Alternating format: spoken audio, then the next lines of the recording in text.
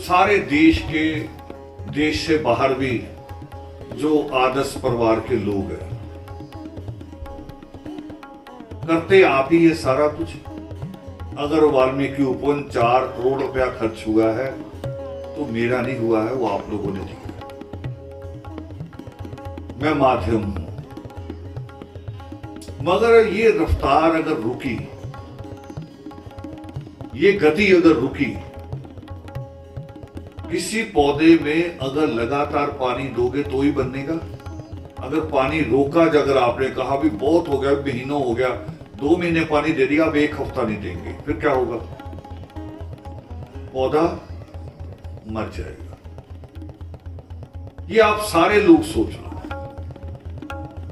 मैं आप लोगों के साथ रहता हूं, घरों में रहता हूं, बच्चों को भी मिलता हूं, आपको भी मिलता हूं, आपकी सारी परेशानियां भी समझता हूं, मगर जो बड़ी परेशानी जो मैंने अभी कही कि धर्म समाज के नाम पे जो पखंड हो रहा है, उसमें मेरी कौम का भविष्य क्या होगा? वो भविष्य को आदर्श ने रोशन कर रहा है। इसलिए आदर्श परिवार के उस मशाल को, उस चिराग को जलाए रखना जरूरी है। इस रोशनी को बनाए रखना जरूरी है। बहाने कहो या कारण भी मान लो, सच्चे कारण भी हो सकते हैं। कोई बीमार रहा है, किसी ने किसी शादी की है, किसी ने बच्चे की फीस दी है, किसी ने मकान बनाया है। मैं सर कहता हूं भी इन सारी चीजों को एक तरफ रख दो,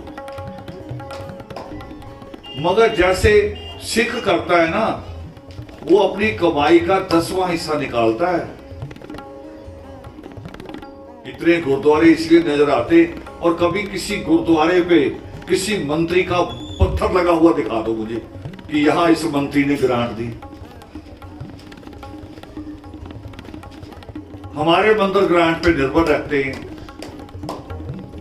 और हम निर्भर रहते तो वाल्मीकि तीर्थ पे, वाल्मीकि उपवन पे 1 ईंट भी नहीं लगती।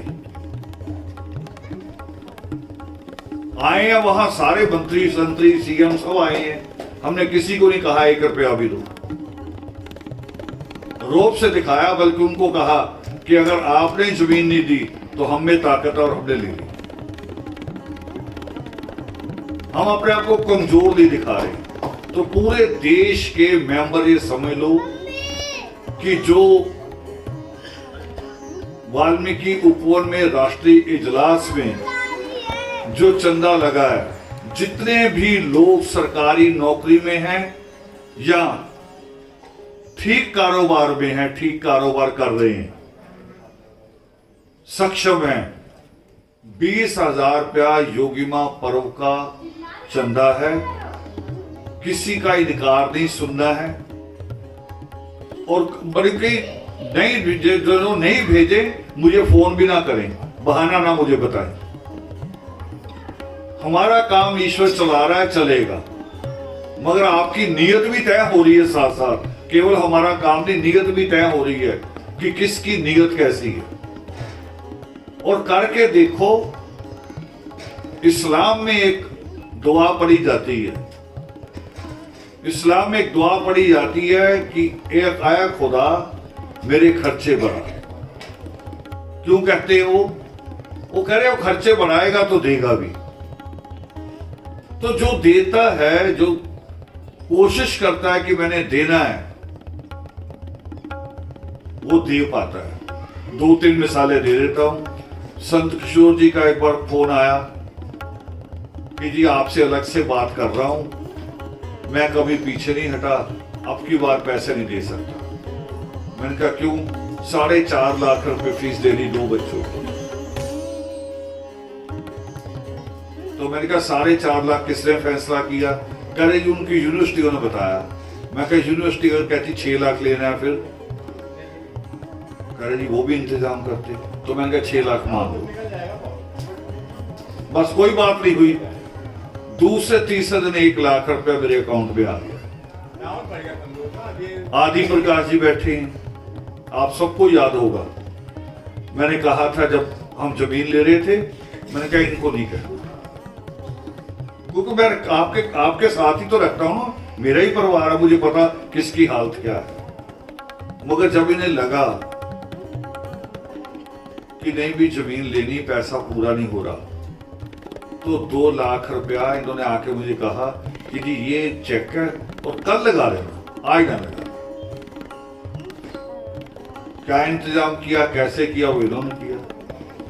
वो बैठा पीछे भीड़, ये भी कह रहा था पैसे नहीं देने। लास्ट में मैंने कहा पैसे देने पड़ेंगे, नहीं तो जो बयाना दिया वो भी दिया, अब फैसला तुमने करना है। 5-6 बहनों की लड़कियों का बोझ भी है इसके ऊपर। मेरे से बात होती रहती रोज, मगर 2-3 दिन बाद दोनों पति पत्नी इकट्ठे आए और 1 लाख रुपए मेरे टेबल पे रख के चले। मैं विशाल की बात कह रहा था, ये कड़वा ड्रिंक लेके आता सुबह, मगर जब इसे लगता है कि मैं कहीं फंसा हुआ हूं, फिर पता नहीं कहां से पैसा इकट्ठा करते हैं। अभी इसने खुद नहीं किया तो विक्की को ले आया, मुझे बता के गया करा ये विक्की दे देगा। और इसी ने बात की होगी, मैंने तो नहीं की बात, मैंने नहीं विक्की से बात की, इसी ने की होगी कि अब मेरे पास नहीं, अब तू कर ले। तो जिन्होंने करना उन्होंने कर लेना है। तो पूरे देश के लिए रिकॉर्डिंग करवाई है मैंने, ये मैसेज इसलिए डाल रहा है कि 20,000 रुपया, मैंने तो 24 कहा था, करे 4 कम कर दो, मगर जो सक्षम हो वो 24 दे देना पूरा, जो सक्षम हो वो 24 दे देना, दोबारा से कह रहा हूं। और जिनका ज्यादा आता है, कई लोग ऐसे भी हैं जिनका ज्यादा आता है हर जोगी महापर्व पे, वो उतना ही दे, वो नहीं कि गिर के नीचे 20 पे आ जाओ, वो अपने आप को स्टैंड करो स्टैंड पे। तो ये योगी महापर्व ही नहीं होगा, होता है इससे पूरा बहुत कुछ। अभी देखो जब वर्गीकरण का फैसला आया तो देश में कोई लड़ा, दूसरी तरफ से कितनी धमकियां आ रही थी, मायावती जैसी नेता धमकी दे रही थी, कौन लड़ा, हम लड़े वहां। तो हर चीज में जब हम खड़े होते हैं, और अभी भी लड़ना है, योगी महापर्व के बाद तैयारी कर दी है, दिल्ली कूच करेंगे, अभी राय कर रहा हूं मैं साथियों से, दिल्ली कूच करेंगे। अभी तक जिन्होंने दिल्ली में किया उन्होंने तो कौम की बेइज्जती करवाई, किसी ने 200 आदमी इकट्ठा किया, एक तो बेचारे 30-32 आदमी थे, 15 इधर खड़े हो गए, 15 सुनने वाले बन गए, फिर भी नहीं हटे जंतर मंतर पे। इतनी शर्म तो करो भी 30-32 हो, चलो आज निकल के ऐसे, वो वहां भी करते रहे। और हम जो करेंगे वो कौम का रुतबा भी बनाएंगे और सरकार को झुकाएंगे। तो ये सारा पैसा, हर चीज एक बड़े आंदोलन के पूरे मिशन के लिए है, जिसमें धर्म भी है, शिक्षा भी है, इतिहास भी है, हर चीज है, इमारतें भी हैं, सारा कुछ करना है। तो उसके लिए जरूरी है, और मैं उम्मीद करता हूं कि इसके बाद मुझे किसी को अलग से अपील नहीं करनी पड़ेगी। सब लोग दिसंबर के पहले हफ्ते में ही ये अपने पैसे भेजेंगे। जय वाहिनी।